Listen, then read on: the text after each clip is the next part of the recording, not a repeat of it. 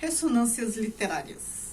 Olá pessoal, tudo bem? Eu sou a Carmen e hoje eu vou comentar ressonâncias na literatura. Um tema que faz tempo que eu não trago por aqui. O que eu entendo por ressonância? Eu já tenho um quadro que chama Autores Influenciados por Outros Autores, que a gente vê ali influência clara, de modo de escrita, ou um que corrige o trabalho do outro, ou enfim. Essas paternidades literárias. Às vezes até inconscientemente, uma influência até inconsciente, mas a gente sabe que o autor que é influenciado leu aquele que o influenciou e de alguma forma se apropriou do modus operandi do seu admirado. Agora, no caso das ressonâncias, não é uma influência, um autor se sentiu influenciado pelo outro, assim, no modo de escrever, nisso, naquilo, na constituição dos personagens. São histórias parecidas em diferentes obras, né? Então, pode até ser uma inspiração, assim, ao longe, mas não necessariamente uma influência, enfim. Eu acho que quando começa a explicar demais, dá a impressão que é mais parecido do que realmente é, enfim, sei lá. Eu tenho a impressão, às vezes, que eu estou arrumando desculpa para falar mais sobre literatura. De todo modo, né? Seja influência ou não, seja ressonância, eu entendo ressonância como intertextualidade, às vezes, enfim. Seja o que for, eu vou apresentar algumas semelhanças entre obras da literatura. O primeiro que eu quero citar é a Ilíada, que a gente já conhece bem, né? A obra clássica. E esta Ilíada, a Odisseia também são obras que elas influenciaram muitos autores e tal, a ponto de o Borges dizer que tudo o que foi produzido, né, de ficção tem como base Ilíada, Odisseia e a Bíblia, né? Todo o resto que vem depois disso é mais do mesmo. Ele disse algo parecido. E eu não concordo plenamente com ele, mas a gente sabe que passagens, tanto daqui da Odisseia quanto da Ilíada, aparecem de uma forma direta ou indireta em várias outras obras. Então, o primeiro é este, Ilíada. O outro que eu vou comentar, também da literatura clássica, eu li no Kindle, que se chama Ájax, que era um guerreiro, né? Como se fosse uma spin-off aqui da Ilíada, que era um guerreiro ali da Guerra de Troia, e tem uma peça só dele que eu li aqui no Kindle. O outro que eu quero comentar também poderia ser um spin-off da Ilíada. Eu tô falando spin-off como se fosse uma história audiovisual de ficção, né? Tomando o tema emprestado apenas. Écuba, que era a rainha de Troia, a rainha da cidade-estado ali que perdeu a guerra de Troia. Aí a gente tem uma peça só sobre ela. E essas três obras, Ilíada, Ájax e Écuba, elas aparecem, não só elas, mas outras também, na obra que ganhou o Jabuti, da Luísa Romão. Também guardamos flores aqui. É um livro de poemas, e tem poemas em que ela mistura com a história do Ájax, passagens da Ilíada, que ela fala da Briseida, que isso e aquilo, da Écuba e tudo mais. Então, é uma intertextualidade. É uma influência? Não é influência no sentido de caracterizar personagens de maneira parecida, escrever de maneira parecida, produzir de maneira parecida. É mais nesse sentido de estar em diálogo com outra obra, né? A história mesmo, fazer referência a outra obra. Nesse sentido que eu quero explicar a ressonância. Então, né, nesta obra que ganhou o Jabuti, que é uma pérola, é um livrinho que você lê assim numa sentada de 15 minutos, porque ele é muito curto e é de poesia, mas isso não quer dizer que seja uma coisa ligeira, mal feita, não. É muito bem feito, é uma pérola. Não ganhou o Jabuti por acaso, né? E a gente percebe ali muita erudição. O outro combo que eu quero citar é A Morte de Ivan Ilitch, do Tolstói. Antes do Baile Verde, né? Aqui é um livro de contos, mas o conto que eu me refiro mesmo é justamente esse que dá o nome ao livro, que é Antes do Baile Verde.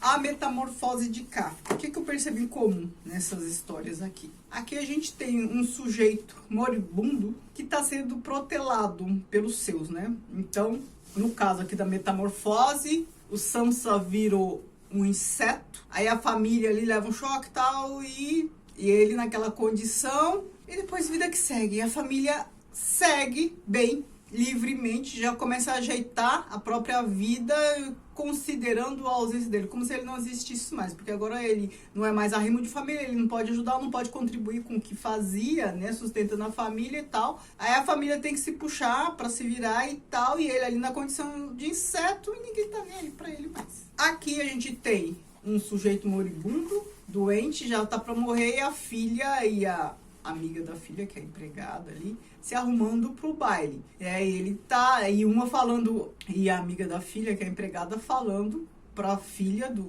velho que ele não passaria daquela noite. Ela doida pra ir ao baile, não, imagina, ele vai ficar bem, ele está bem. Não, ele não passa dessa noite, porque ele tá assim, tá assado.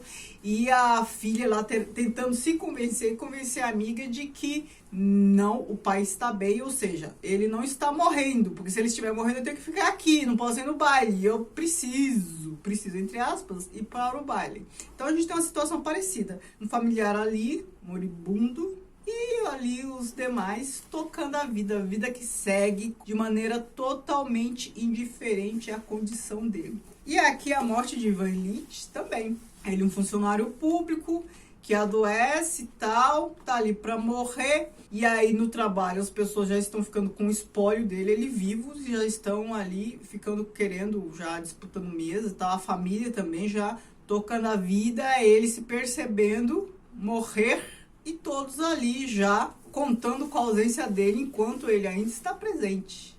Um outro que eu posso citar, vou pegar aqui, não tinha lembrado no início, mas a gente pode citar também Enquanto Agonizo, As I Lay Die. Uma passagem específica, não é a história toda, é uma passagem específica em que a mãe, né, a senhora aqui, está morrendo, moribunda já, e ela olha pela janela, vê o filho fazendo caixão, né? Aqui é de uma maneira, não é tão gritante como nas outras, mas de todo modo a gente tem uma pessoa aqui doente, percebendo que os outros já estão resolvendo a vida de maneira prática, considerando sua morte. Eu poderia citar também um outro conto, que eu não sei o nome, se alguém souber me diz aqui. Eu só sei que é da Raquel de Queiroz, que é a história também de um velho que tá lá moribundo, e aí as pessoas começam a visitá-lo, achando que ele já vai morrer e tal. E aí, para receber as visitas, acho que é o esposo, enfim, alguém ali da família tá lá fazendo pão de queijo, preparando comida e tal, e ele lá sentindo o cheiro. Aí ele pede para um menino buscar um pão de queijo para ele. Um dos meninos da casa buscar um pão de queijo para ele. Aí o menino volta e fala assim, não, porque a mãe, sei lá quem, a pessoa que tava lá fazendo,